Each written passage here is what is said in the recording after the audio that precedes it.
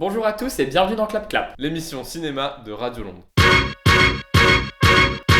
25 ans après JFK et après plusieurs documentaires, le cinéaste américain Oliver Stone revient avec Snowden, biopic du célèbre informaticien qui a révélé au grand jour les programmes de surveillance de masse américains. Le film choisit de se concentrer sur le moment entre l'entrée d'Edward Snowden à la CIA et le moment où il décide de révéler ses écoutes au Guardian et à la documentariste Laura Poitras. Ce film suit la lignée d'autres films plus critiques, plus acerbes, qui n'hésitent plus à montrer les failles de la grande Amérique. On avait déjà retrouvé cette idée dans Spotlight, sorti en début d'année, et il est assez plaisant de voir qu'Hollywood n'hésite plus à s'affranchir de cette bien-pensance pour nous livrer des films beaucoup plus libres et avec un propos bien différent. Snowden aborde d'abord le spectre du 11 septembre qui semble constamment planer au-dessus de l'administration américaine, et cette obsession, ce traumatisme-là, est parfaitement décrit. Et partant de là, Stone renoue avec l'essence de son cinéma, c'est-à-dire les portraits de ses autres patriotes, de ces patriotes à la fois amoureux et critiques, envers leur pays, désenchantés par une réalité administrative bien loin de leur conception de la nation. Et on était franchement loin d'imaginer au départ que Edward Snowden pouvait incarner ce personnage-là, pouvait à ce point cristalliser en lui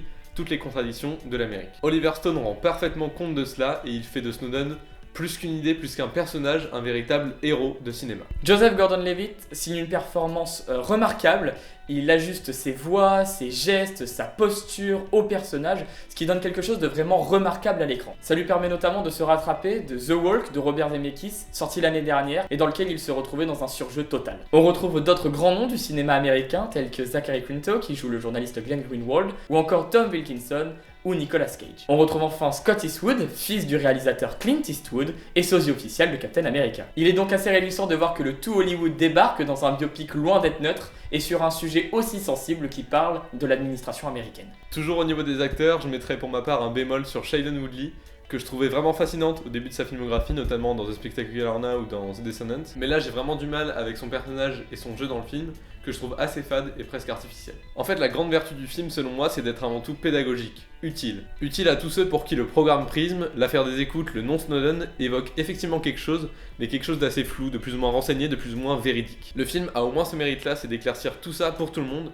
de montrer de façon, au fond, assez ludique, comment et jusqu'où s'orchestre la surveillance partout dans le monde. Cette surveillance, on la retrouve d'ailleurs dans la mise en scène, avec des plans larges filmés à la manière d'une caméra de surveillance, mais aussi avec des plans très rapprochés sur les visages, comme si on espionnait constamment Edward Snowden et les journalistes. L'objet du film est aussi de parvenir à donner une épaisseur à un personnage très froid et à un sujet qui paraît très cérébral et très anxiogène. Le personnage d'Edward Snowden en lui-même est un véritable paradoxe, puisqu'il peut d'abord s'apparenter à un super ordinateur, déconnecté de la réalité avec ses avalanches de métadonnées, et qui pourtant s'inscrit lui-même dans cette réalité, puisqu'il est le seul au courant à ne pas être ignorant face à ses écoutes. C'est un anti-héros américain et patriote qui possède ce côté très avenant vers sa petite amie qui représente de son côté toute la superficialité et qui prétend surtout n'avoir rien à cacher. Et c'est là où je suis pas d'accord, là où se situe à mon sens la seule limite du film.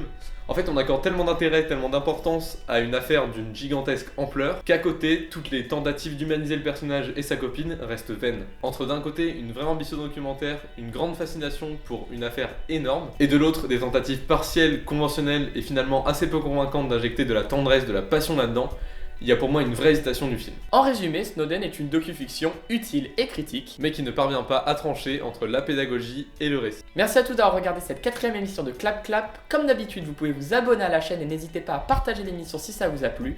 Vous pouvez comme d'habitude retrouver nos actualités sur les Facebook et les Twitter de Radio Londres.